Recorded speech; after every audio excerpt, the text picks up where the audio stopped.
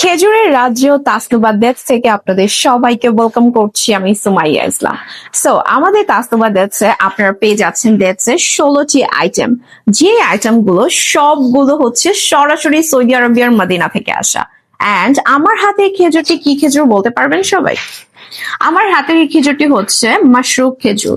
মাশরুক খেজুরের নামটা অনেকেই শুনেছেন, এবার হচ্ছে তার টেস্ট করার পালা।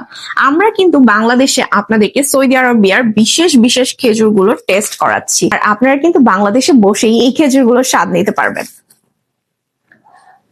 তার উপর চলে এসেছে আমাদের রমজান মাস। রমজান মাসে সাহরি এবং ইফতারে আমাদের খেজুর অত্যন্ত গুরুত্বপূর্ণ একটি খাবার। আমাদের নবীজি হযরত মুহাম্মদ সাল্লাল্লাহু আলাইহি ওয়াসাল্লাম কিন্তু খেজুর দিয়ে সাহরি এবং ইফতার করতেন।